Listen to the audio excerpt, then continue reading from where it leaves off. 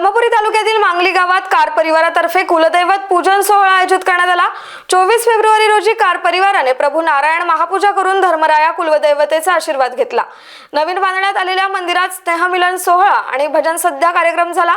नंतर सायंकाळी गोपाल कला आणि महाप्रसादाने कार्यक्रमाचा समारोप करण्यात आला। या प्रसंगी कार परिवारातील सदस्य आणि ग्रामस्थ मोठ्या संख्येने उपस्थित होते। नमस्कार, मी सध्या मांगली गावात आज उपस्थित आहे। खरं तर एकंदरीत ब्रह्मपुरी तालुका असो किंवा गडचिरोली, आरमोरी, चंद्रपूर जिल्ह्यातील जे कार परिवार म्हणून आहे त्यांचं कुलदैवत या मांगली गावात आहे।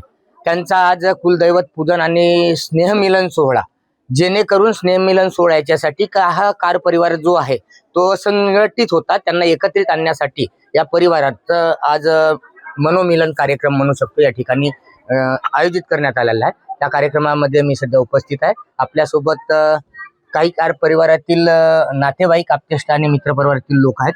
थेट आपण त्यांच्याकडून या संदर्भात कसा कार्यक्रमाचा रेलचेल आणि मेजवानी आहे त्याबद्दल जाणून घेणार आहोत। काय सांग? मी मारुती बिसनकार, राहणार मांगली, आणि आमच्या गावामध्ये जवळपास 110 घराचा कार परिवार आहे। आणि या कार परिवारामध्ये एक जी कुलदेवता होती, या कुलदेवती पूर्ण विस्कळलेल्या अवस्थेत होती। पूजन दरवर्षी परंपरागतरित्या व्हायचं। प्रत्येक जण लग्न समारंभामध्ये सुद्धा पूजन पाजन सगळं करत होते, सगळं कार्य व्यवस्थित होतं। परंतु कुलदेवता ही विस्कळीत अवस्थेमध्ये होती आणि त्यामुळे आमच्या बोरगाव येथील प्रदीपजी कार यांच्या डोक्यामध्ये ही एक कल्पना आली। त्यांना कुठून प्रेरणा मिळाली हे मला काही माहीत नाही, परंतु त्यांनी या कुलदेवतेचं बांधकाम करावं असं त्यांनी ठरवलं आणि ते कामाला लागले। आणि त्यांच्या भरोश्यावर आज कुलदेवतेचा एक विस्तीर्ण असा मंदिर आहे।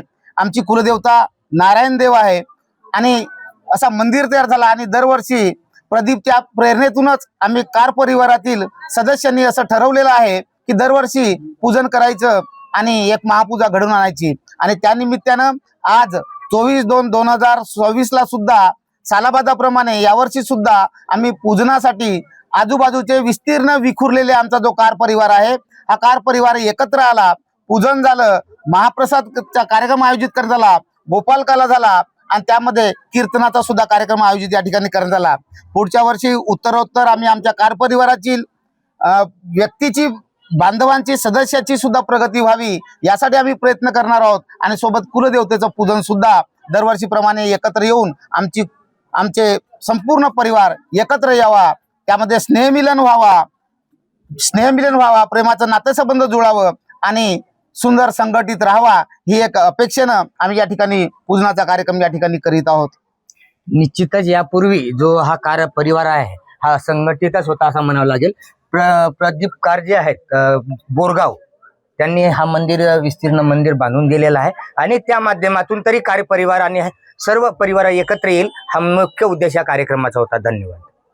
नवनवीन घडामोडी पाहण्यासाठी स्टार महाराष्ट्र न्यूजला सबस्क्राईब करा आणि ताज्या बातम्यांचे अपडेट मिळवण्यासाठी बेल आयकॉनला प्रेस करा आणि परिपूर्ण बातमी बरोबर रहा, इतरांपेक्षा एक पाऊल पुढे।